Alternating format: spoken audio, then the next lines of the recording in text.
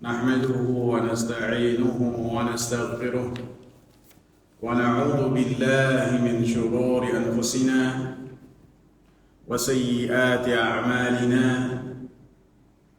من يهده الله فلا مضل له ومن يضلل فلا هادي له. أشهد أن لا إله إلا الله وأشهد أن محمدا عبده ورسوله. رب اشرح لي صدري ويسر لي أمري واحلل عقدة من لساني يفقه قولي. اللهم صل وسلم وبارك على نبينا محمد وعلى آله وصحبه ومن اتبع بهداه إلى يوم القيامة. Cariin mushaf yang sederhana saya. Mushaf yang sedang itu beda. Yang sederhana. Jamaah sekalian yang saya muliakan, pada kesempatan kali ini setelah kita bersyukur kepada Allah Subhanahu wa taala, memuji Allah Subhanahu wa taala terhadap karunia-karunia yang Allah Subhanahu wa taala berikan kepada kita, karunia iman, karunia Islam, karunia kesempatan kesehatan, karunia Allah Subhanahu wa taala limpahkan di hati kita keinginan dan kehendak sehingga kita bisa menghadiri majelis ini dalam rangka mempelajari apa yang Allah Subhanahu wa taala turunkan kepada Nabi besar Muhammad sallallahu alaihi wasallam. Pembahasan kita kali ini bisa dikatakan kelanjutan terhadap pembahasan yang sebelumnya saya bahas di majelis ini pula. Pada pertemuan yang lalu kita membahas tentang kalimat la ilaha illallah, maknanya, rukunnya, syarat-syaratnya. Maka pada kesempatan kali ini kita akan membahas kelanjutannya, yaitu Muhammadur Rasulullah, yang artinya Nabi Muhammad sallallahu alaihi wasallam adalah utusan Allah Subhanahu wa taala. Perkara ini adalah perkara yang besar, yang dengannya Allah Subhanahu wa taala diutusnya Nabi Muhammad sallallahu alaihi wasallam menjelaskan kepada seluruh alam semesta, baik itu orang-orang Arab, baik itu orang-orang non-Arab, baik itu kalangan jin. Maka Nabi Muhammad sallallahu alaihi wasallam adalah rahmatan lil alamin, rahmat untuk semesta alam raya ini. Sehingga Allah Subhanahu wa taala tegaskan di dalam surat Al-Baqarah tentang bahwasanya Nabi Muhammad sallallahu alaihi wasallam adalah seorang rasul, seorang utusan yang Allah Subhanahu wa taala utus. Dalam surat Al-Baqarah di dalam ayat yang ke-21 Allah Subhanahu wa taala menyeru memanggil seluruh manusia untuk mereka mengamalkan kalimat la ilaha illallah. Ya ayyuhan nasu u'budu rabbakumul ladzi khalaqakum wal ladzina min qablikum la'allakum tattaqun. Wahai para manusia, beribadahlah kepada Rabb kalian yang telah menciptakan kalian dan menciptakan sebelum manusia sebelum kalian agar kalian bertakwa. Ayat ini membahas tentang la ilaha illallah dari sisi uluhiyahnya, untuk setiap manusia beribadah hanya kepada Allah Subhanahu wa ta'ala. Kemudian di ayat yang ke-22 Allah Subhanahu wa ta'ala menyebutkan tentang rububiyah Allah Subhanahu wa ta'ala. Kenapa Allah Subhanahu wa ta'ala diibadahi? Dan selain Allah Subhanahu wa ta'ala tidak layak untuk mendapatkan sedikit pun dari ibadah manusia. Sehingga Allah katakan, beribadahlah kepada Rabb kalian. Siapa Rabb ini dan apa yang telah dilakukan oleh Rabb sehingga layak untuk mendapatkan penghinaan manusia dalam beribadah kepada Allah Subhanahu wa ta'ala disebutkan di ayat yang ke-22.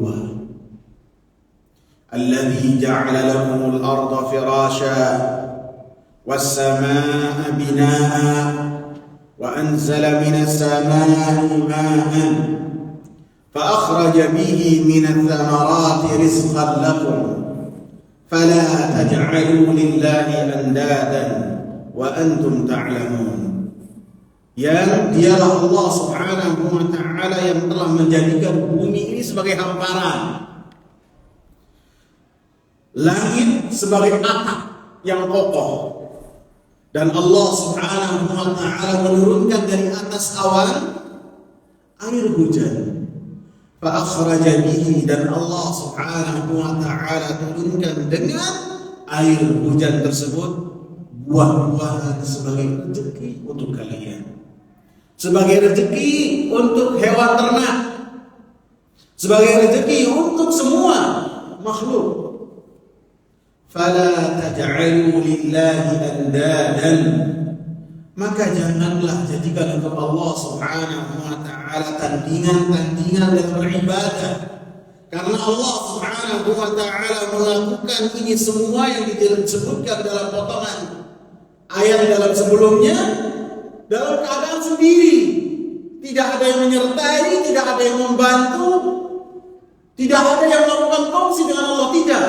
Maka ketika beribadah pun fala taj'alu lillahi andadan, jangan jadikan untuk Allah tandingan. Wa antum ta'lamun, sedangkan kalian mengetahuinya. Di dalam ayat yang ke-21, perintah pertama dalam Al-Quran, dalam mushaf Al-Quran, karena susunan Al-Quran ayat-ayatnya ditentukan langsung oleh Allah. Perintah yang pertama dalam mushaf Al-Quran ini adalah untuk kita beribadah hanya kepada Allah Subhanahu wa ta'ala. Karena Al-Quran isinya perintah-perintah. Perintah pertama supaya kita beribadah hanya kepada Allah. Dan dalam ayat yang ke-22, larangan yang pertama dalam Al-Quranul Karim adalah kita tidak melakukan kesyirikan kepada Allah Subhanahu wa ta'ala. Kemudian dalam ayat yang ke-23, wa in kuntum fi raibin mimma nazzalna ala 'abdina fa'tu bi suratin min mithlihi wad'u syuhada'akum min dunillahi in kuntum shadiqin. Dan jika kalian ragu terhadap apa yang kami turunkan kepada hamba kami Nabi Muhammad sallallahu alaihi wasallam, maka datangkanlah satu surat saja yang serupa dengan apa yang telah dibawa oleh hamba kami. Tidak harus surat yang panjang seperti Al-Baqarah, seperti Ali Imran, seperti surat An-Nisa, tidak, surat yang pendek saja. Surat yang paling pendek dalam Al-Quran surat Al-Kautsar, surat An-Nasr termasuk surat yang pendek. Maka kalian bawakan yang seperti surat-surat yang pendek ini. Wad'u syuhada'akum, kalian mintalah penolong kepada sesembahan kalian selain Allah Subhanahu wa ta'ala. In kuntum shadiqin, jika kalian jujur, jika kalian benar. Fa in lam taf'alu wa lan taf'alu, kalian tidak akan mampu melakukannya. Selama-lamanya kalian tidak akan mampu melakukannya. Jadi ayat yang ke-23 menyebutkan bahwasanya apa yang dibawa oleh hamba Allah Subhanahu wa taala, yaitu Nabi Muhammad, itu adalah wahyu dari Allah Subhanahu wa taala. Sehingga beliau adalah utusan Allah Subhanahu wa taala yang ketika berbicara, pembicaraannya dijaga oleh Allah Subhanahu wa taala. Apa yang beliau sampaikan adalah wahyu dari Allah Subhanahu wa taala, baik yang berupa Al-Qur'an ataupun sunnah Nabi sallallahu alaihi wasallam. Maka itu bukan lain kecuali bimbingan dari Allah, wahyu dari Allah Subhanahu wa taala. Maka dalam ayat yang ke-23, pembahasan kedua dalam Al-Qur'an adalah tentang kesaksian bahwasanya Nabi Muhammad sallallahu alaihi wasallam seorang utusan Allah. Adapun dalam ayat yang ke-21 sampai 22 adalah pembahasan yang berkaitan dengan kalimat la ilaha illallah. Jadi ayat yang 21 sampai 23 adalah pembahasannya berkaitan dengan la ilaha illallah wa Muhammadur Rasulullah. Jamaah sekalian yang saya muliakan, Nabi sallallahu alaihi wasallam berdakwah dalam waktu 23 tahun setelah beliau mendapatkan wahyu dari Allah Subhanahu wa taala dalam dua perkara ini, la ilaha illallah wa Muhammadur Rasulullah.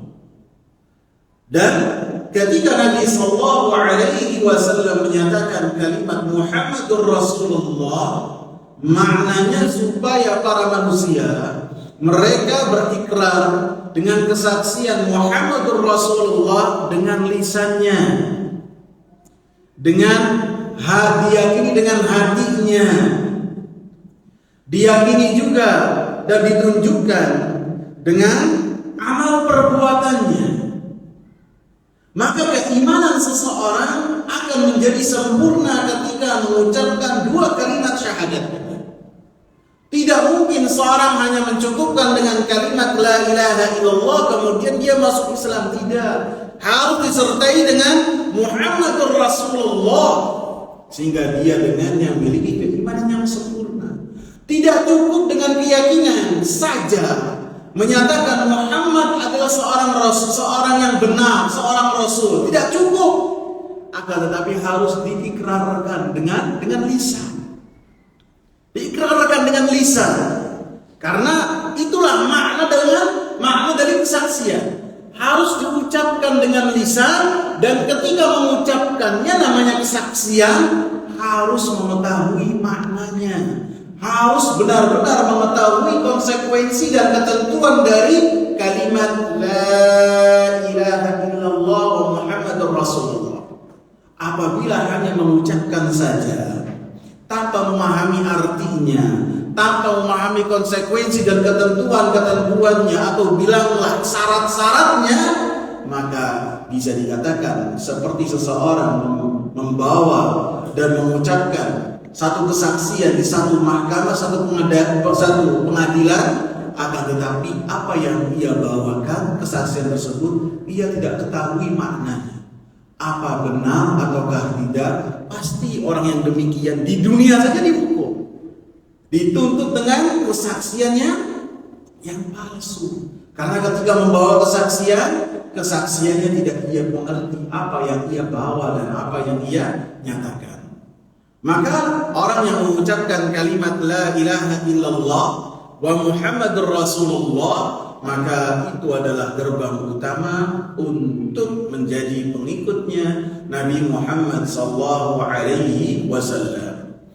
Rasulullah sallallahu alaihi wasallam katakan, la yasma'u bi ahadun min hadhihi al-ummah yahudiyan wala nasraniyan fala yu'minu bi illa kana min ashabin nar. Tidaklah mendengar tentang aku, kata Nabi Muhammad sallallahu alaihi wasallam, dari umat ini Jadi umat ini, makna umat itu ada dua. Umat yang mereka memberikan ijabah kepada Nabi Muhammad SAW, yang mereka beriman kepada Nabi, itu umatnya Nabi. Umat yang kedua maknanya umat dakwah, umat yang mereka didakwahi oleh Rasulullah SAW. Maka manusia yang bertemu atau setelah Nabi Muhammad SAW diutus, maka semuanya adalah umat dakwahnya Nabi Muhammad SAW. Sehingga yang disebut dalam hadis ini adalah umat dakwah. Tidaklah ada yang mendengar tentang aku, kata Nabi Muhammad SAW, dari umat ini, umat yang diutus kepadanya Nabi Muhammad SAW, Yahudian, baik itu orang Yahudi ataupun orang Nasrani, fala yu'minu bi, kemudian mereka tidak beriman kepadaku, kata Nabi Muhammad SAW,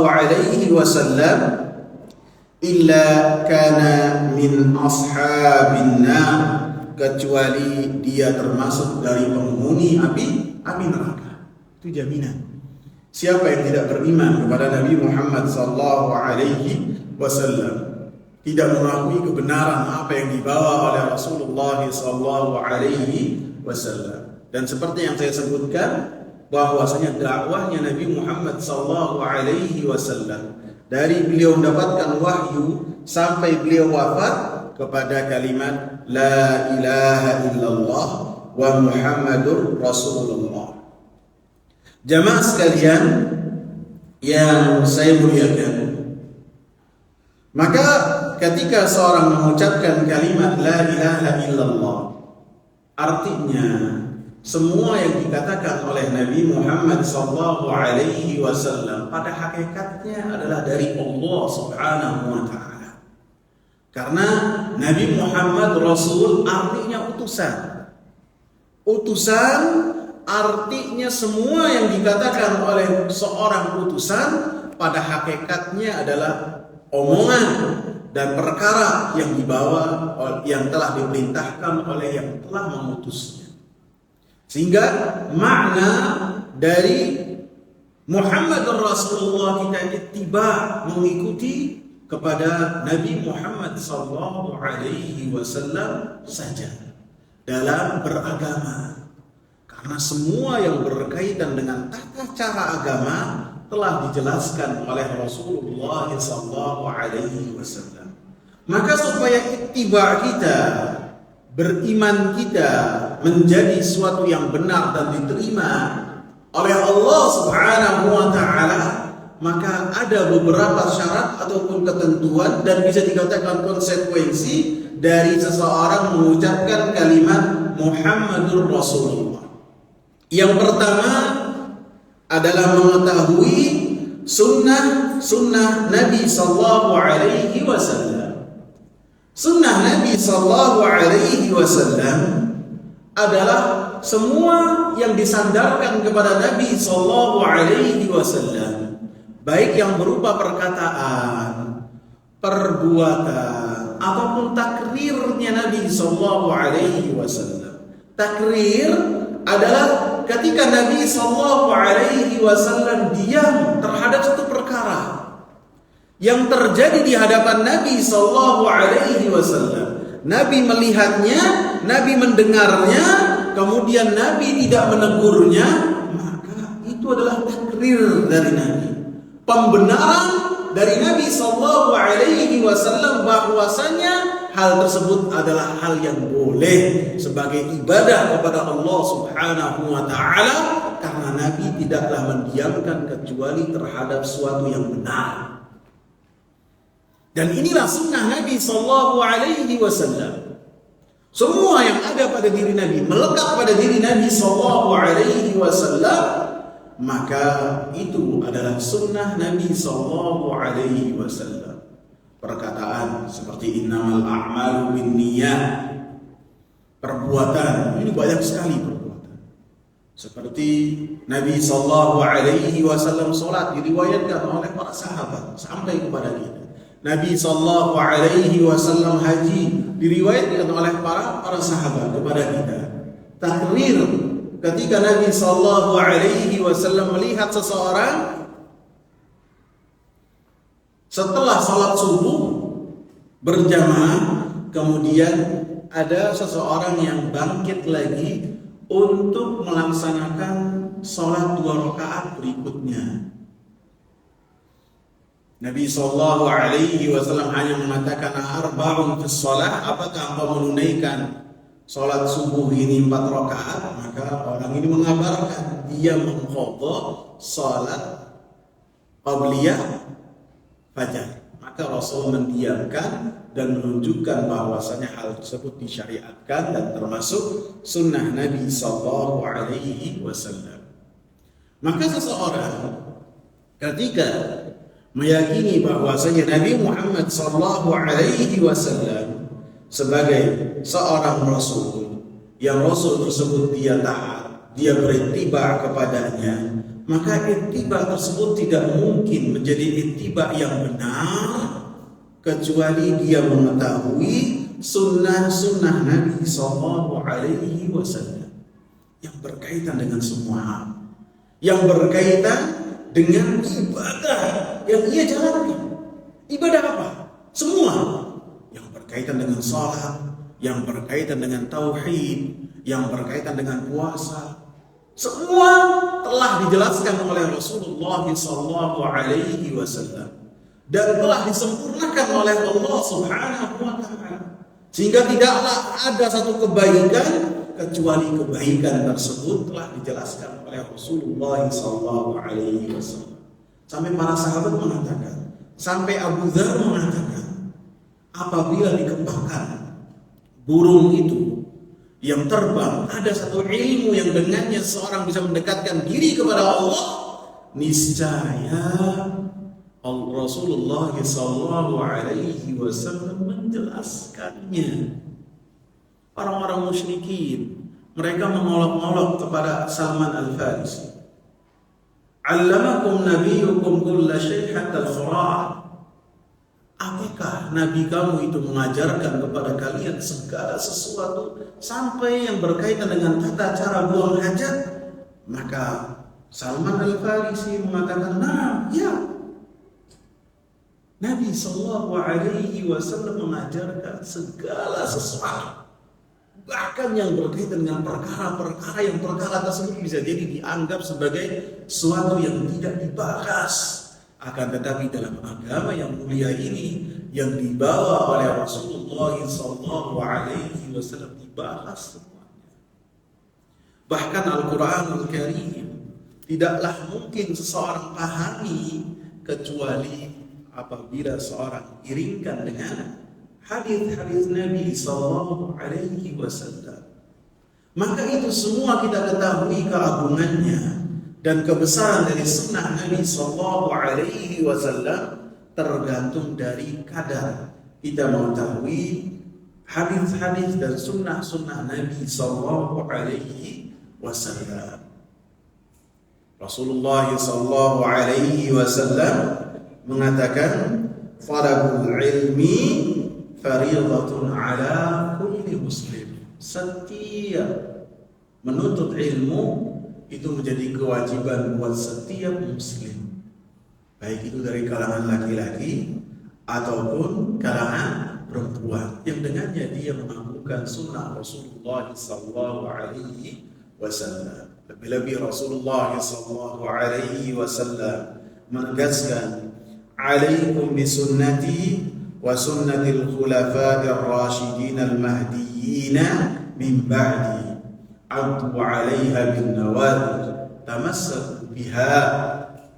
Wajib bagi kalian itu belajar tentang sunnah-sunnahku, apa yang telah Nabi Sallallahu Alaihi Wasallam di atasnya, dan sunnah para khulafa ar-rasyidin al-mahdiyyin, dan sunnah-sunnah yang telah dicontohkan oleh para khalifah pengganti Rasulullah sallallahu alaihi wasallam yang keempat, Abu Bakar, Umar, Uthman, Ali radhiyallahu anhum, yang mana sunnah para khulafa tidaklah bertentangan dengan sunnah Nabi sallallahu alaihi wasallam.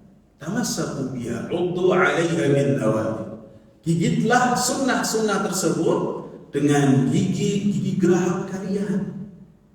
Maka bagaimana kita mau gigit dengan gigi geraham? Wa tamassaku biha, dan berpegang teguhlah dengan sunnah tersebut. Dan bagaimana kita untuk berpegang teguh dengan sunnah Nabi apabila ilmu kita yang berkaitan dengan hadis-hadis Nabi dan sunnah Nabi sallallahu alaihi wasallam sangatlah sedikit atau bisa dikatakan tidak ada sama sekali. Maka syarat yang pertama ataupun bisa dikatakan konsekuensi yang pertama dari kalimat Muhammadur Rasulullah adalah terus belajar tentang sunnah Nabi sallallahu alaihi wasallam, dan apa yang telah dibawa oleh Rasulullah sallallahu alaihi wasallam adalah lautan yang tak bertepi.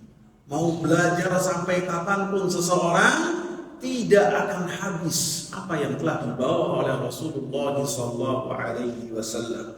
Dan saya yakin ilmu yang kita ketahui sangatlah sedikit dari apa yang tidak kita ketahui.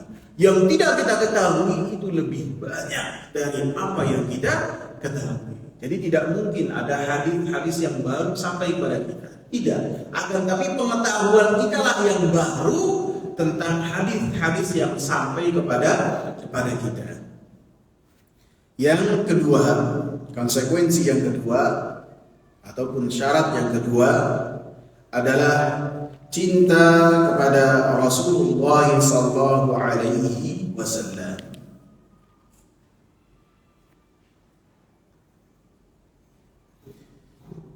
Cinta kepada Rasulullah sallallahu alaihi wasallam adalah sebuah keharusan bagi orang-orang yang beriman kepada kalimat Muhammadur Rasulullah.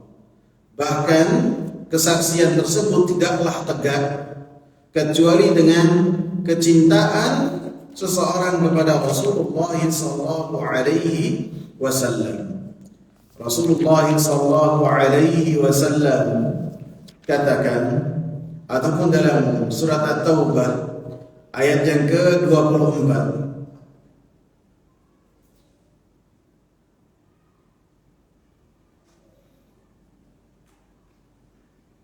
Qul in kana aba'ukum wa abna'ukum wa ikhwanukum wa azwajukum wa ashiratukum wa amwalun iqtaraftumuha wa tijaratun tahshawna kasadaha wa masakin tardawnaha ahabba ilaykum min Allahi wa rasulihi wa jihadin fi sabilihi fatarabbasu hatta ya'ti Allahu bi amrihi wallahu la yahdi al-qawma al-fasiqin. Katakanlah, jika bapak-bapak kalian dan anak-anak kalian dan saudara-saudara kalian dan pasangan-pasangan kalian dan kerabat-kerabat kalian dan harta-harta kalian yang kalian dapatkan dan perniagaan yang kalian takut kerugiannya dan rumah-rumah yang kalian ridhai lebih dicintai oleh kalian daripada Allah dan Rasulnya dan berjihad di jalan Allah, fatarabbasu, maka nantikanlah, tunggulah sampai Allah subhanahu wa ta'ala datang kepada kalian dengan satu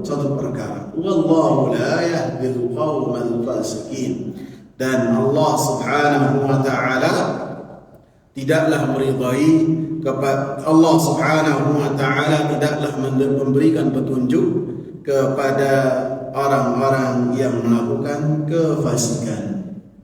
Dalam satu hadis Rasulullah sallallahu alaihi wasallam mengatakan, la yu'minu ahadukum hatta akuna ahabba ilaihi min malihi wa waladihi wan nasi ajma'in. Tidaklah beriman salah seorang di antara kalian sampai menjadikan aku yang lebih dia cintai dari hartanya, dari anaknya, dan dari seluruh manusia. Sehingga itu menunjukkan tanda keimanan seseorang, menjadikan Rasulullah SAW harus yang lebih dia cintai dari apapun juga, bahkan dari dirinya sendiri harus lebih mengedepankan cinta Rasulullah SAW daripada cinta kepada dirinya. Umar bin Khattab radhiyallahu anhu telah berkata kepada Rasulullah, "Wahai Rasulullah, sesungguhnya saya cinta kepada engkau, dan engkau lah yang lebih saya cintai dari apapun juga kecuali diri saya ya Rasulullah." Maka Rasulullah SAW mengatakan, tidak. Keimanan seperti itu tidak akan diterima oleh Allah Subhanahu wa ta'ala. Masih masuk ke dalam la yu'min, tidak beriman. Hatta akuna ahabba ilaika min nafsi, sampai engkau menjadikan aku yang lebih engkau cintai daripada diri engkau. Maka Umar bin Khattab radhiyallahu anhu mengatakan, fa innahu al-ana wallahi la anta ahabbu ilayya min nafsi. Sesungguhnya demi Allah, sesungguhnya engkau sekarang lebih saya cintai daripada diri saya. Maka Rasulullah sallallahu alaihi wasallam mengatakan, al-ana ya Umar, sekarang wahai Umar, baru keimanan yang diterima oleh Allah Subhanahu wa taala. Dan keimanan para sahabat ridwanullahi alaihim kepada Rasulullah sallallahu alaihi wasallam, cintanya para sahabat kepada Rasulullah sallallahu alaihi wasallam sangat luar biasa sekali. Sangat luar biasa. Mereka mengorbankan diri mereka untuk menunjukkan cinta kepada Rasulullah sallallahu alaihi wasallam. Dalam perang Uhud, ketika Rasulullah sallallahu alaihi wasallam tersungkur dalam perang Uhud, jatuh terkapar Rasulullah, dan semua senjata, tombak, panah mengarah kepada Rasulullah sallallahu alaihi wasallam. Maka para sahabat pada saat itu menjadikan badan mereka tameng untuk Rasulullah. Dada mereka jadikan sebagai tameng untuk Rasulullah sallallahu alaihi wasallam. Dan luar biasa, lebih cinta daripada harta-harta mereka. Para sahabat ridwanullahi alaihim, apa yang mereka miliki mereka berikan dan tunjukkan bahwasanya kecintaan mereka kepada Rasulullah lebih daripada cinta mereka kepada harta-harta mereka. Sebagaimana ketika mereka meninggalkan kota Mekah, hijrah. Hijrah ini bukan hanya pindah saja, akan tetapi meninggalkan semua apa yang mereka miliki, dari harta-harta mereka, dari rumah-rumah mereka, dari bisnis mereka, dagangan mereka tinggalkan semua. Sehingga mereka ketika menuju ke kota Madinah hanya memakai apa yang mereka, hanya membawa apa yang mereka pakai dalam tubuh mereka saja, dari baju dan uang yang secukupnya. Adapun selebihnya mereka tinggalkan. Abdurrahman bin Auf datang dengan apa? Tidak memiliki apa-apa. Sehingga ketika datang seorang Ansar, saya lupa namanya, dipersaudarakan oleh Rasulullah dengan Abdurrahman bin Auf. Kata orang Ansar ini, kalau kamu mau tanah saya punya tanah sekian, kita bagi dua. Itu kecintaan yang luar biasa. Saya memiliki istri yang berbilang, apabila engkau minat dengan istri saya ceraikan, kemudian iddahnya selesai, kemudian kamu nikahi. Kata Abdurrahman bin Auf, tidak. Dullani ala sidq, tunjukkan di mana pasar. Sudah itu saja.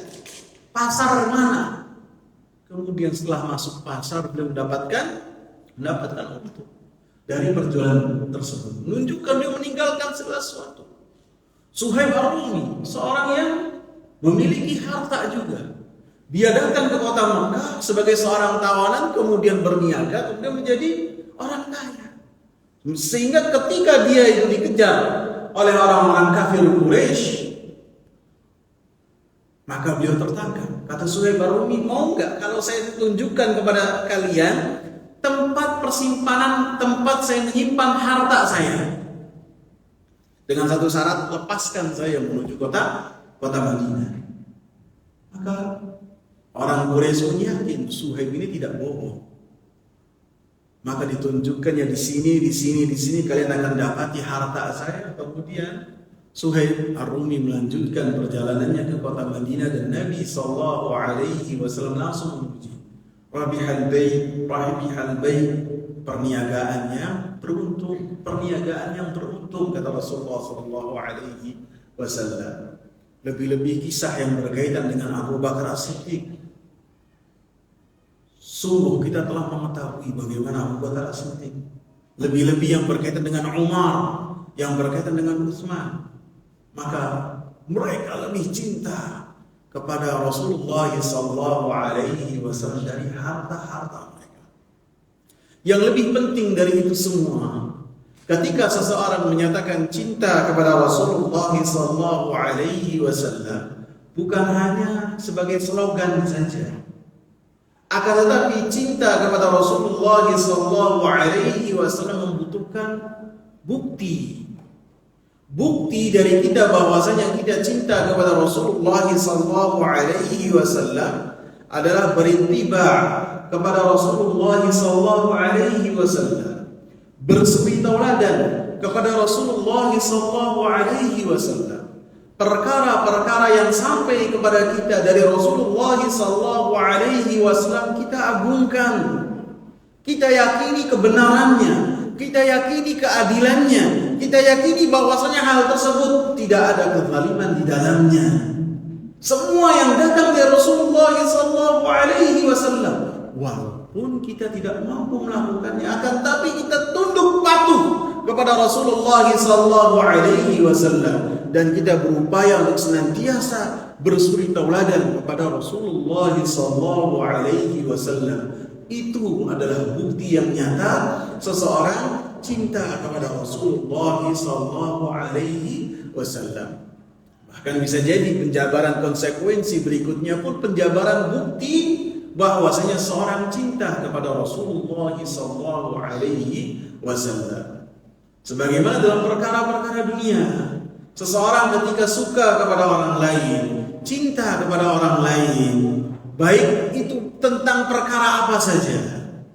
Baik seseorang bisa jadi dengan kefasikannya dia ngetop.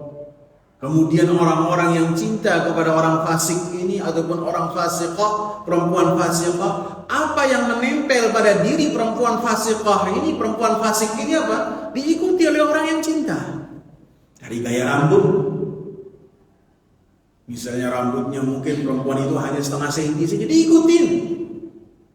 Kemudian cara pakaian dia, walaupun pakaiannya hanya beberapa helai benang saja, diikutin. Karena apa? Dia cinta kepada orang tersebut. Bahkan cara jalan dia, kendaraan dia diikuti. Maka begitu pula orang-orang yang cinta kepada Rasulullah, cinta kepada Rasulullah SAW bukan hanya slogan semata, akan tetapi membutuhkan pembuktian seseorang senantiasa bersuri tauladan kepada Rasulullah SAW yang telah Allah Subhanahu wa taala puji Rasul ini. Wa innaka la'ala khuluqin 'azim. Sesungguhnya engkau wahai Nabi Muhammad sallallahu alaihi wasallam di atas perkara yang besar, di atas akhlak yang besar, di atas perangai yang diridhoi oleh Allah, yaitu Al-Quran. Apa yang Al-Quran perintah Rasulullah SAW ada di garis depannya, dan beliau pun menjabarkan apa yang dimaksud dalam Al-Quranul Karim. Tidak mungkin seseorang memahami Al-Quran kecuali dengan apa yang telah dibawa oleh Rasulullah SAW. Dan apabila ada larangan, maka Rasulullah sallallahu alaihi wasallam yang paling jauh dari larangan tersebut. Dan Rasulullah sallallahu alaihi wasallam, kata Aisyah, tidak pernah marah apabila pribadinya diusik, tidak. Akan tetapi apabila Al-Quran diusik, apa yang menjadi perintah Allah diusik, larangan-larangan dari Allah subhanahu wa ta'ala diusik, maka Rasulullah sallallahu alaihi wasallam sangatlah marah sekali. Sehingga kata Aisyah radhiyallahu anha, kana khuluquhul Quran, akhlaknya Nabi sallallahu alaihi wasallam yang telah dipuji oleh Allah subhanahu wa ta'ala adalah Al-Quran. Al-Quran yang berjalan. Dan Allah subhanahu wa ta'ala puji juga, laqad kana lakum fi rasulillahi uswatun hasanah liman kana yarjullaha wal yawmal akhir wa dzakara Allaha katsira. Sungguh pada diri Rasulullah sallallahu alaihi wasallam untuk kalian suri tauladan. Suri tauladan. Dan kader-kader Rasulullah sallallahu alaihi wasallam pun suri tauladan. Karena mereka dibina langsung oleh Rasulullah sallallahu alaihi wasallam, sehingga kita tidak pernah kekurangan suri tauladan. Ketika kaum muslimat bertanya siapa suri tauladan kami, Rasulullah. Dan yang berkaitan dengan perbuatan-perbuatan muslim, maka ada dan tercantum pada istri-istri Rasulullah sallallahu alaihi wasallam, karena mereka dikader langsung oleh Rasulullah sallallahu alaihi wasallam. Aisyah, Hafsah, Safiyah, Juwairiyah, dan banyak sekali istri Rasulullah sallallahu alaihi wasallam, Saudah dan lainnya yang menjelaskan tentang kehidupan Rasulullah, dan mereka langsung diterpa oleh Rasulullah, dibina langsung oleh Rasulullah, dan sahabat-sahabat yang lainnya, baik dari kalangan laki-laki dan kalangan perempuan, semuanya telah menjadi suri tauladan karena mereka dibina langsung oleh Sang Budiman besar, suri tauladan kita Rasulullah sallallahu alaihi wasallam. Liman kana yarjullah, bagi siapa-siapa yang memiliki keinginan untuk bertemu dengan Allah subhanahu wa ta'ala dan memiliki harapan juga untuk pada hari akhir dalam keadaan selamat. Wa dzakarallaha katsira, dan mereka-mereka yang senantiasa berzikir kepada Allah. Jadi cinta kepada Rasulullah adalah bersuri tauladan. Bersuri tauladan adalah mengikuti apa yang ada pada diri Rasulullah sallallahu alaihi wasallam. Cinta kepada Rasulullah sallallahu alaihi wasallam untuk kita senantiasa bersalawat kepada Nabi sallallahu alaihi wasallam dengan salawat-salawat yang telah disunnahkan dan dicontohkan oleh Rasulullah sallallahu alaihi wasallam. Rasulullah sallallahu alaihi wasallam katakan, man shalla alayya marratan wahidatan sallallahu biha asyran. Siapa yang bersalawat kepadaku satu kali saja, satu kali dengan mengucapkan Allahumma salli wa sallim ala nabiyyina Muhammad, satu kali saja, sallallahu biha asyran, Allah akan bersalawat kepada orang tersebut 10 kali. 10 kali. Salawat Allah kepada hamba-hambanya adalah Allah subhanahu wa ta'ala memuji orang-orang tersebut, nama orang tersebut di hadapan malaikat-malaikat yang terdekat dengan Allah subhanahu wa ta'ala. Ingin nama kita disebut, dipuji oleh Allah, kita bersalawat kepada Nabi sallallahu alaihi wasallam. Bersalawat ketika nama Nabi Muhammad sallallahu alaihi wasallam disebut. Rasulullah katakan, al-bakhil man dzukirtu indahu wa lam yusalli alaihi. Orang yang pelit kikir itu adalah orang yang disebut namaku dan dia tidak bersalawat kepada. Sehingga ketika dalam majelis ilmu juga disebut nama Nabi Muhammad, Rasulullah, kita iringi, kita dengarkan, kemudian kita mengucapkan sallallahu alaihi wasallam. Dan ini juga salah satu kiat untuk mengusir ngantuk di majelis ilmu. Ingat, ngantuk itu karunia yang Allah berikan apabila di waktunya. Dan ketika seseorang dalam peperangan, dalam peperangan ketika ada ngantuk, maka itu adalah karunia. Sebagaimana para sahabat ketika berhadapan dengan orang-orang Quraisy dalam perang Badar dan perang Uhud, mereka tertidur. Itu karunia dari Allah. Adapun dalam majelis ilmu bukanlah karunia, bukan. Maka harus kita lawan. Salah satu caranya ketika Nabi Sallallahu Alaihi Wasallam disebut dengan kita berselawat kepada Nabi Sallallahu Alaihi Wasallam.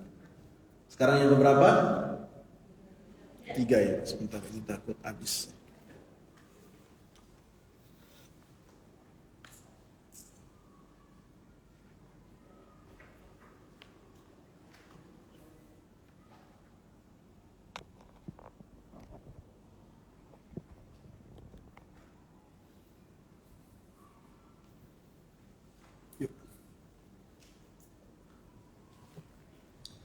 Yang ketiga, konsekuensi dari kalimat Muhammad Rasulullah membenarkan semua yang dikabarkan oleh Rasulullah sallallahu alaihi wasallam.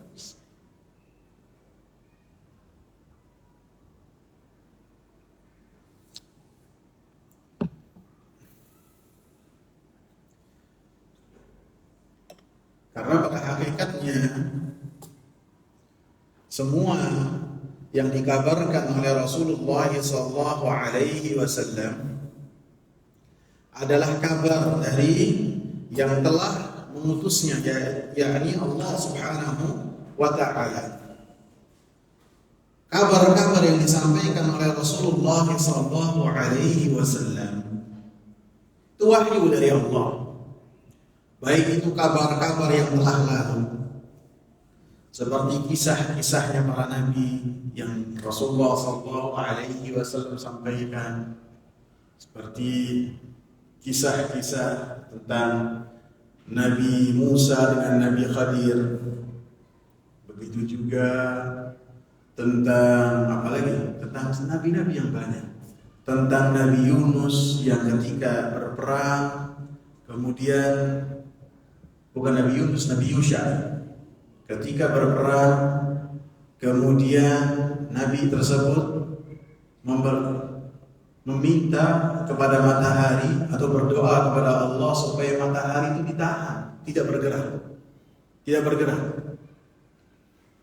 Maka itu kisah yang Rasulullah sallallahu alaihi wasallam sampaikan datangnya dari Allah Subhanahu wa taala. Banyak kisah-kisah. Kisah orang-orang saleh, kisah tentang 3 orang yang terkepung atau 3 orang yang binasa apabila mereka tetap berada di dalam gua. Itu kisah dari Nabi. Kita wajib membenarkannya. Kemudian kisah tentang seseorang yang ingin bertaubat setelah membunuh 99 nyawa, dengan perincian yang disampaikan oleh Rasulullah sallallahu alaihi wasallam, maka kita wajib untuk membenarkannya. Semua kisah-kisah yang disampaikan oleh Rasulullah sallallahu alaihi wasallam, kabar-kabar yang disampaikan oleh Rasulullah sallallahu alaihi wasallam, wajib kita membenarkannya. Wajib, karena itu wahyu dari Allah. Ataupun kabar-kabar yang berkaitan tentang malaikat. Malaikat Jibril memiliki 60 sayap. 600 sayap. Nabi sallallahu alaihi wasallam mengabarkan tentang malaikat-malaikat yang membawa arsy-Nya Allah. Dari pundaknya ke telinganya itu berjarak 700 tahun.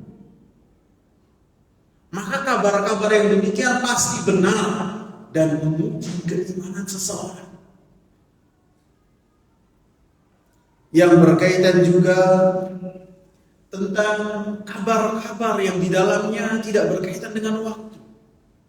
Rasulullah sallallahu alaihi wasallam katakan, apabila lalat itu masuk ke minuman seseorang, maka kata Rasulullah, falyalbis, celupkanlah lagi. Kemudian Rasulullah sebutkan illahnya, sebutkan alasannya. fa inna fi ahadi janahaihi da'an wal akhari shifaan. Karena di sayap lalat itu, saya tadi nyebut lalat apa nyamuk? Di sayap lalat itu, yang satunya adalah racun, yang satunya lagi adalah penawar. Ini orang-orang yang beriman tanpa harus melakukan penelitian terlebih dahulu, tanpa harus menunggu hasil penelitian dari orang-orang kafir, mengatakan apa? Sami'na wa ata'na. Kami membenarkan semua yang dikabarkan oleh Rasulullah SAW. Membenarkan semuanya. Karena apa? Karena itu wahyu dari Allah. Mau orang kafir, mau orang barat bawa penemuannya, oh iya benar apa yang telah dikatakan oleh Nabi kalian, kita berbangga. Tidak. Keimanan kita kepada Rasulullah sebagai seorang Rasul membenarkan semua yang dikabarkan oleh Rasulullah, tidak menunggu hasil penelitian orang-orang kafir. Mau orang kafir membenarkan, mau orang kafir tidak membenarkan, keimanan kita kepada Rasulullah SAW tidak berkurang dan tidak bertambah. Karena apabila keimanan kita bertambah karena dengan hasil-hasil riset yang dilakukan oleh orang-orang kafir, bisa jadi mereka sekarang mengatakan iya benar apa yang telah dikatakan oleh Nabi kalian. 10 tahun kemudian mereka mengatakan enggak, salah. Apakah keimanan kita dan pembenaran kita terhadap kabar yang dibawa oleh Rasulullah SAW tergantung mereka? Tidak harus kita membenarkan. Rasulullah SAW kabar-kabarnya wahyu dari Allah Subhanahu wa ta'ala. Sebagaimana para sahabat ridwanullahi alaihim, para sahabat ketika mendengarkan kabar dari Rasulullah SAW langsung mengatakan sami'na wa ata'na. Ada salah seorang sahabat yang bernama Abdullah bin Hudzafah. Dia senantiasa dikenal dengan gurauannya yang luar biasa. Ini para sahabat manusia biasa. Ada yang suka gurau, ada yang biasa-biasa saja. Abdullah bin Hudzafah ini bergurau dan dikenal dengan gurauannya yang luar biasa. Sehingga yang lain pun iseng ke dia. Kadang-kadang yang lain mengatakan, kamu itu bukan anak bapak kamu, anak orang lain, anak pungut. Kadang-kadang digitukan sama yang lain. Maka dia datang kepada Rasulullah SAW. Seraya mengatakan, ya Rasulullah, man abi? Wahai Rasulullah, siapa bapak aku? Maka kata Rasulullah, abuka Hudzafah. Bapak kamu itu Hudzafah. Ibunya mendengar perkataan tersebut. Diomelinlah Abdullah ini, wahai Abdullah, kalau Rasulullah menisbatkan kamu ke bukan bapak kamu gimana? Nanti saya dituduh macam-macam. Kata Abdullah apa? Kalau Rasulullah SAW menisbatkan saya ke selain bapak saya, maka itu pasti benar. Luar biasa. Pasti apa? Benar. Tidak ada. Oh nanti saya cek lagi. Enggak. Oh bisa jadi salah info. Enggak. Karena mereka meyakini semua yang dikabarkan oleh Rasulullah pasti terjadi dan benar. Ali bin Abi Thalib radhiyallahu anhu, ketika Rasulullah SAW merencanakan penyerangan yang besar ke kota Mekah, karena orang-orang Quraisy pada saat itu melakukan pengkhianatan terhadap kesepakatan yang mereka lakukan dengan Rasulullah SAW dalam perjanjian gencatan senjata. Selama 10 tahun mereka melakukan pengkhianatan. Maka Rasulullah SAW melakukan persiapan. Dan Rasulullah berdoa, Allahumma a'mi uyuna Quraisy. Ya Allah, tutupkanlah, butakanlah mata-matanya orang Quraisy yang berkeliaran di sini yang membagi info kepada mereka. Rasulullah berdoa demikian supaya serangan itu mendadak. Maka Rasulullah SAW memanggil Ali disertai dengan Zubair dan Mikdad. Rasulullah menjadikan Ali sebagai ketua pada saat itu, wahai Ali, kamu tunggulah di satu jalan yang jalan tersebut tidak biasa dilalui oleh para musafirin, jalan tikus mungkin ya. Kamu tunggu di jalan tersebut, nanti ada seorang perempuan, dia akan melewat menaiki kendaraannya.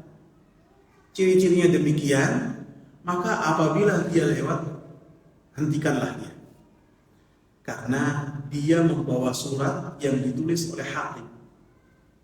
Rasulullah sebut dengan terperinci sekali. Maka Ali bin Abi Thalib radhiyallahu anhu langsung berdiri di tempat yang Rasulullah perintah. Padahal jalan ini jarang dilalui oleh para musafirin, lebih-lebih jarak jauh, jarang sekali. Bisa dikatakan tidak ada. Seperti yang dikabarkan oleh Rasulullah, lewatlah seorang perempuan, budak belian, bukan perempuan merdeka. Ali radhiyallahu anhu langsung menanyakan, saya diperintah oleh Rasulullah SAW untuk meminta dari engkau surat yang dibawa oleh Hatib. Maka si perempuan ini mengelak. Diminta lagi, mengelak. Diperintah lagi, mengelak. Diminta lagi, tetap mengelak. Maka Ali bersama dua sahabat Nabi memeriksa semua. Kendaraannya tidak ada. Kata Ali bin Abi Thalib radhiyallahu anhu, la tukhrijinna al-kitab aw la nujarridannaki.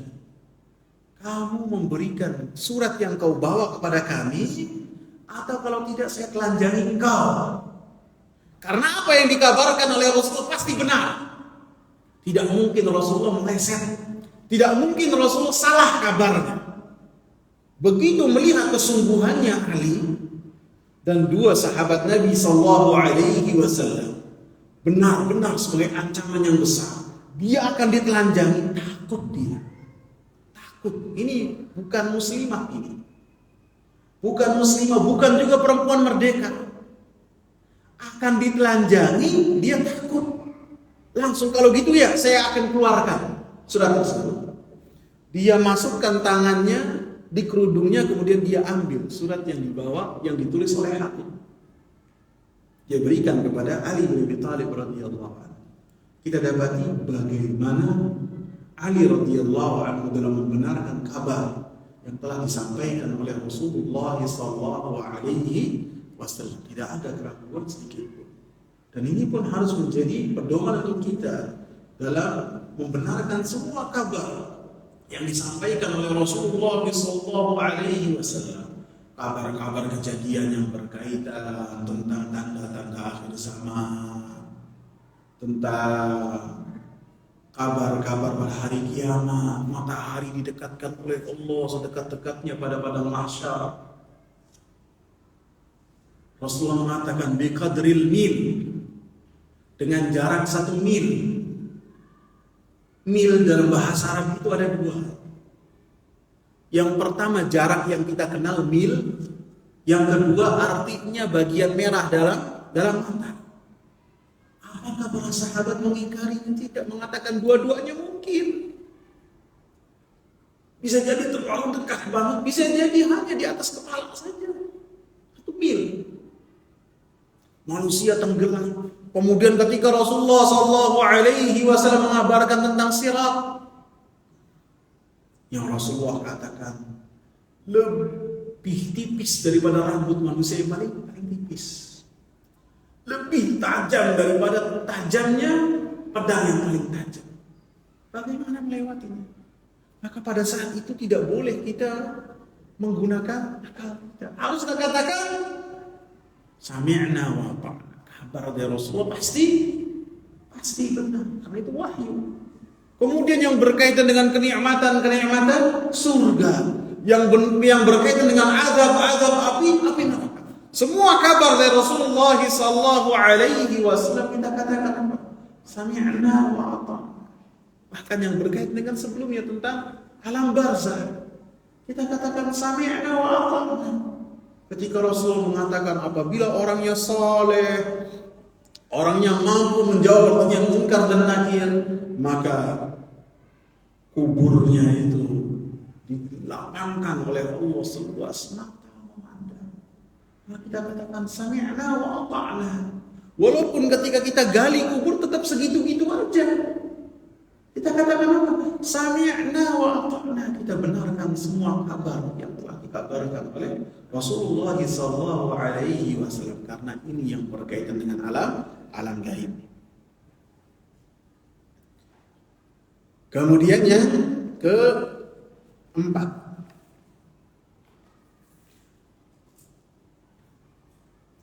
taat kepada Rasulullah SAW.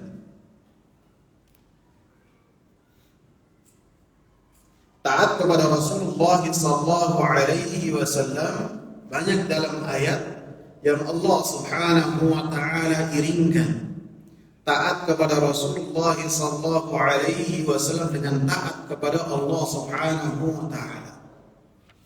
Dalam surat Al-Baqarah, surat An-Nisa ayat yang ke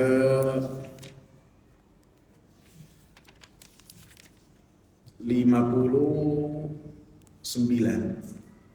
Ya ayyuhalladzina amanu athi'ullaha wa athi'ur rasula wa ulil amri minkum. Wahai orang-orang yang beriman, taatlah kalian kepada Allah Subhanahu wa taala. Taatlah kalian kepada Rasulullah sallallahu alaihi wasallam dan ulil amri. Ulil amri itu ditafsirkan yang pertama penguasa, yang kedua para ulama. Dua-duanya adalah ulil amri. Taat kepada Allah Subhanahu wa taala disebutkan lafadznya ati'u, taatlah kalian. Taat kepada Rasulullah sallallahu alaihi wasallam disebutkan lafadz ati'unya menunjukkan kita taat kepada Rasulullah sallallahu alaihi wasallam dengan taat yang mutlak, sebagaimana kita taat kepada Allah Subhanahu wa taala dengan taat yang mutlak. Karena pada hakikatnya orang-orang yang taat kepada Rasulullah sallallahu alaihi wasallam, walaupun di dalam perintah-perintah yang tidak tercantum dalam Al-Qur'anul Karim, apabila taat kepada Rasulullah sallallahu alaihi wasallam pada hakikatnya taat kepada Allah Subhanahu wa taala. Dalam surat An-Nisa ayat ke-80 Allah katakan, man yuti'ir rasula faqad ata'a Allah. Siapa yang taat kepada Rasulullah sallallahu alaihi wasallam pada hakikatnya dia telah taat kepada Allah Subhanahu wa taala. Tidak boleh seseorang membeda-bedakan ini perintah Allah, ini perintah Rasulullah sallallahu alaihi wasallam. Ini dalam Al-Qur'an, ini dalam hadis-hadis Nabi. Kalau dalam Al-Qur'an dia perhatikan, dalam hadis-hadis Nabi tidak dia perhatikan, maka ini adalah ciri orang-orang yang binasa dalam agama. Dan Rasulullah sallallahu alaihi wasallam katakan akan datang mereka-mereka yang mereka duduk di kursi-kursi mereka, kemudian sampai kepada mereka hadis dariku, kata Rasulullah. Kemudian orang ini mengatakan, baini wa bainakum kitabullah. Cukuplah yang menjadi hukum antara saya dengan kalian itu Al-Quran saja. Ini seakan-akan benar, akan tapi batil. Kemudian Rasulullah katakan, ala innama harrama Rasulullah mithlu ma harrama Allah. Ketahuilah apa yang telah dilarang oleh Rasulullah sallallahu alaihi wasallam serupa dengan apa yang telah dilarang oleh Allah Subhanahu wa taala. Apa yang telah diperintahkan oleh Rasulullah sallallahu alaihi wasallam serupa dengan apa yang telah diperintahkan oleh Allah Subhanahu wa taala. Dan senantiasa kita ulang sehingga menjadi satu keyakinan yang sangat dalam hati kita dan sangat kokoh. Apa yang dikatakan oleh Rasulullah semuanya wahyu dari Allah Subhanahu wa taala. Wa ma yantiqu 'anil hawa in huwa illa wahyu yuha. Tidaklah mungkin Nabi sallallahu alaihi wasallam berkata kecuali wahyu dari Allah Subhanahu wa taala. Dan di dalam ayat 59 dari surat An-Nisa, adapun selain dari Rasulullah sallallahu alaihi wasallam, maka ketika seseorang taat kepadanya, mengikut kepadanya, tidak boleh dengan ketaatan yang mutlak. Ketaatan yang mutlak hanya diberikan kepada Rasulullah sallallahu alaihi wasallam saja dari kalangan manusia. Adapun selainnya, setiap perkataan, setiap berita, setiap kabar, setiap ucapan ditimbang dengan perkataan, dengan apa yang telah dibawa oleh Rasulullah sallallahu alaihi wasallam. Apabila benar berkesesuaian, kita terima, kita benarkan. Walaupun orangnya sangat jauh dari kita, tidak ada hubungan sama sekali dengan kita, apabila berkesesuaian, kita terima. Akan tetapi apabila perkataannya tidak berkesesuaian, tindakannya tidak berkesesuaian, bahkan berlawanan dengan apa yang telah dibawa oleh Rasulullah SAW, kita tolak perkataan tersebut. Walaupun orang yang mengatakannya adalah orang yang paling kita hormati, paling kita sayangi, harus kita lebih mengedepankan taatnya kita kepada Rasulullah SAW. Abdullah bin Umar, salah seorang sahabat besar, putra dari Umar bin Khattab. Beliau pernah mengabarkan kepada anak-anaknya banyak, 12 atau 16. Beliau menyampaikan kepada anak-anaknya hadis dari Nabi sallallahu alaihi wasallam. Idza sta'adana ahadakum imra'atuhu ila al-masjid fala yamna'ha. Abdullah mengatakan kepada anaknya, mengabarkan dan mengajarkan, apabila salah seorang istri kalian meminta izin untuk sholat berjamaah ke masjid, maka jangan dilarang. Jangan dilarang selama tidak ditakutkan fitnah. Selama ketika datang ke masjid tidak menggunakan wangi-wangian, tidak boleh dilarang. Maka ada salah seorang putranya mengatakan, wallahi lanamna'ahum, demi Allah saya akan melarang istri-istri saya dari datang ke masjid. Ini bisa jadi si putra ini mengatakannya secara tidak sengaja, ataupun karena kecemburuan yang besar, sehingga dia tidak suka apabila istri-istrinya itu keluar dari rumah walaupun ke masjid. Maka dia mengatakan, demi Allah saya akan melarangnya. Itu Abdullah yang dari tadinya duduk biasa, langsung menghadap ke anaknya ini. Dia langsung menunjukkan wajah yang murka luar biasa. Seraya dia mengatakan, saya kabarkan kepada engkau hadis dari Rasulullah SAW, dan engkau membantahnya dengan perkataan tersebut. Sampai perawi mengatakan, saya baru tahu kalau ada seseorang yang memarahi anaknya dengan demikian kerasnya. Karena apa? Karena membantah apa yang telah dibawakan oleh Rasulullah SAW.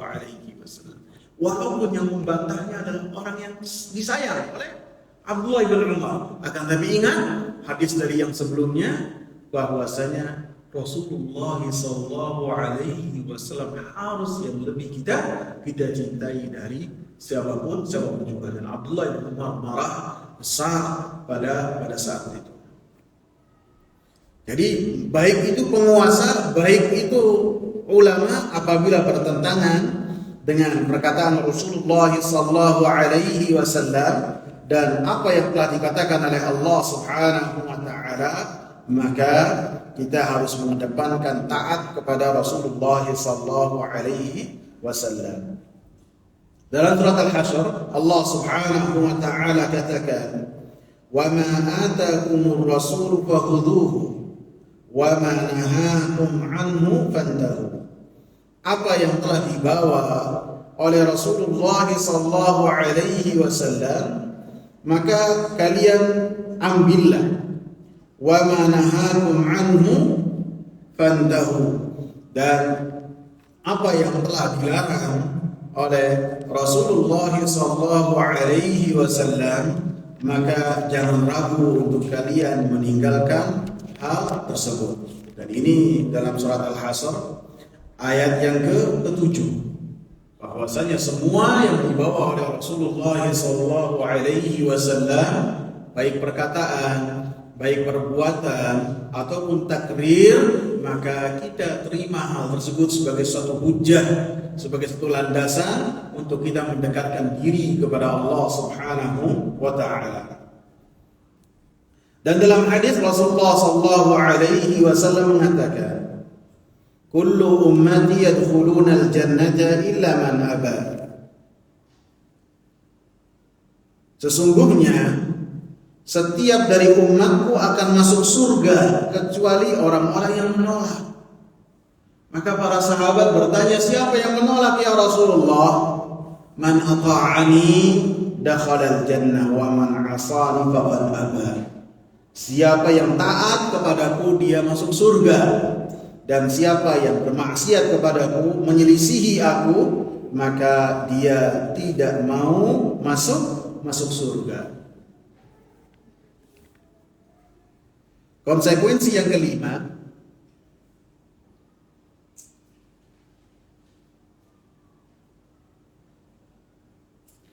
adalah beribadah kepada Allah Subhanahu wa taala sesuai dengan apa yang telah dicontohkan oleh Rasulullah sallallahu alaihi wasallam.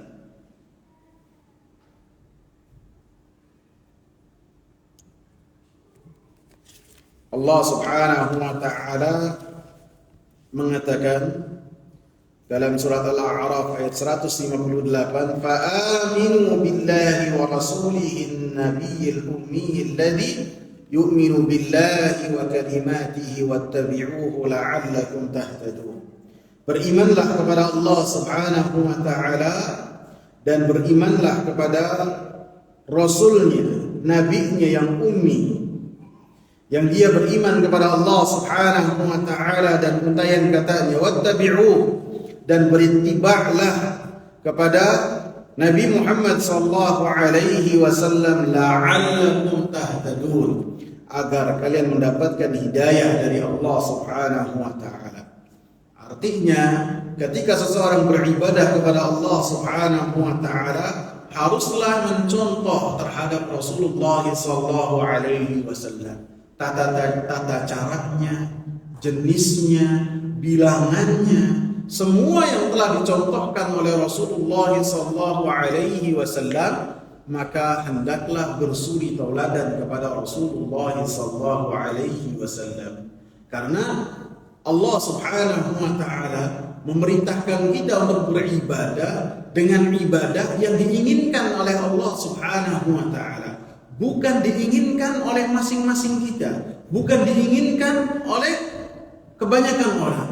Dan kita mengetahui ibadah yang diinginkan oleh Allah Subhanahu wa taala hanya melalui lisan Rasulullah sallallahu alaihi wasallam, hanya dari satu sumber saja, yaitu Nabi Muhammad sallallahu alaihi wasallam. Sehingga setiap jalan yang ditempuh oleh seorang ketika beribadah kepada Allah Subhanahu wa taala yang menyelisihi dari apa yang telah dilakukan oleh Rasulullah sallallahu alaihi wasallam, walaupun ibadahnya mahal, walaupun ibadahnya berat, walaupun ibadahnya dianggap oleh manusia sebagai ibadah yang berkelas, maka yakinlah ibadah tersebut adalah ibadah yang batil dan tidak diterima oleh Allah Subhanahu wa taala.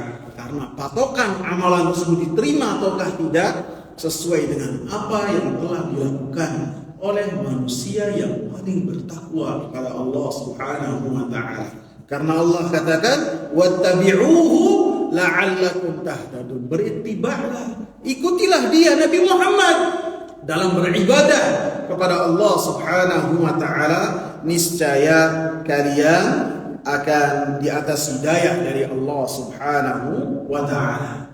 Dan semua amalan yang dilakukan oleh seseorang menyelisihi apa yang telah dibawa oleh Rasulullah sallallahu alaihi wasallam, Rasulullah sallallahu alaihi wasallam kabarkan bahwasanya ibadah tersebut ditolak oleh Allah Subhanahu wa taala. Karena ibadah syaratnya dua seperti yang sudah kita sebutkan. Yang pertama ikhlas, yaitu makna dari la ilaha illallah. Yang kedua harus ittiba kepada Rasulullah, berkesesuaian dengan apa yang telah dibawa oleh Rasulullah. Seorang mau sholat zuhur, Rasulullah mencontohkan sholat zuhur 4 rakaat. Enggak, saya sih maunya 8 rakaat saja. 8 rakaat. Karena apabila 4 rakaat saja memiliki ganjaran yang besar, bagaimana kalau 8? Maka walaupun lebih berat, lebih susah, apabila menyelisihi apa yang telah dicontohkan oleh Rasulullah, maka ibadahnya ditolak. Saya mau sholat zuhurnya jam 10 siang, maka ditolak karena waktunya tidak sesuai dengan waktu yang telah ditentukan oleh Rasulullah sallallahu alaihi wasallam. Banyak contohnya.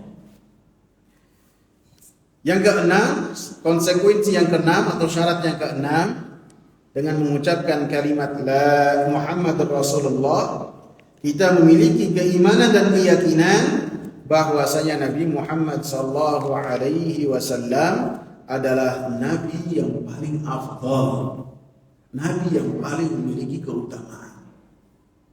Jadi nabi-nabi itu banyak.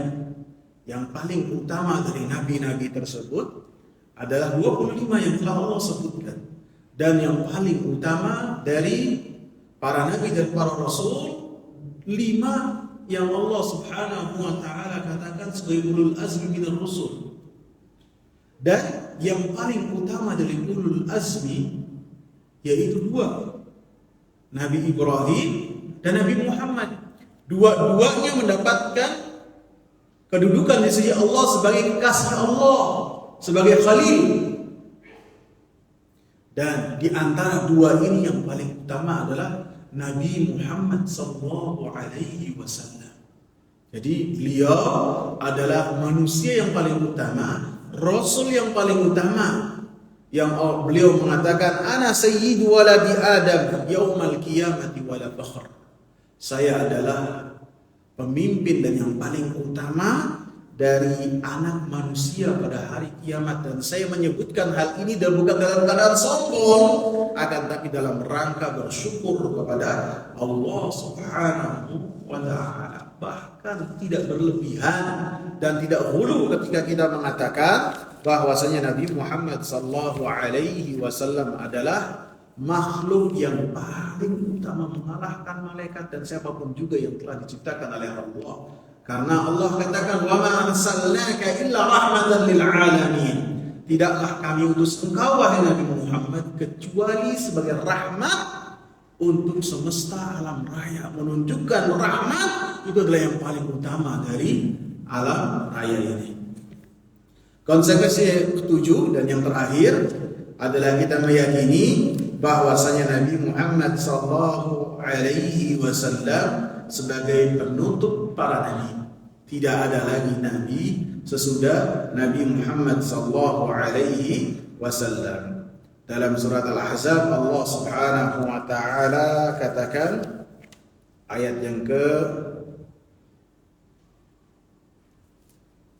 lupa ayat itu saya sebutkan. Allah Subhanahu wa taala katakan ma kana Muhammadun aba ahadin min rijalikum walakin Rasulullah wa khataman nabiyyin. Tidaklah Muhammad itu bapak salah seorang di antara kalian, akan tetapi beliau adalah rasul utusan Allah dan penutup para nabi. Kenapa tidak disebut dengan penutup para rasul, akan tapi dikatakan penutup para nabi? Karena seorang rasul adalah nabi dan tidak semua nabi adalah rasul. Tahapan seseorang untuk mencapai seorang rasul diangkat terlebih dahulu untuk menjadi seorang nabi, kemudian menjadi seorang rasul. Jadi apabila tidak ada lagi nabi sesudahku, maknanya tidak ada rasul lagi setelah Nabi Muhammad sallallahu alaihi wasallam juga, sehingga setiap orang setelah Nabi sallallahu alaihi wasallam diutus kemudian ada yang mengaku mendapatkan wahyu, maka yakinlah wahyu tersebut bukanlah datang dari Allah, tapi dari siapa? Dari syaitan. Itu termasuk bentuk keyakinan ketika kita mengucapkan Muhammadur Rasulullah. Saya cukupkan saja, semoga bermanfaat. Di dua poin terakhir saya lebih percepat karena takut, bukan takut jamaahnya bosan, takutnya ustaznya juga bosan ya. Materinya enggak selesai. Biasanya ada tanya jawab nggak? Ada nggak? Silakan kalau ada yang mau ditanyakan.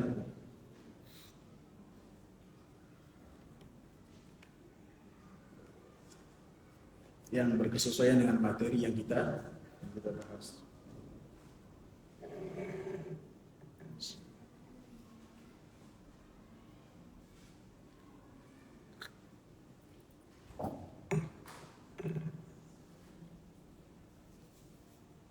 Ada yang bertanya?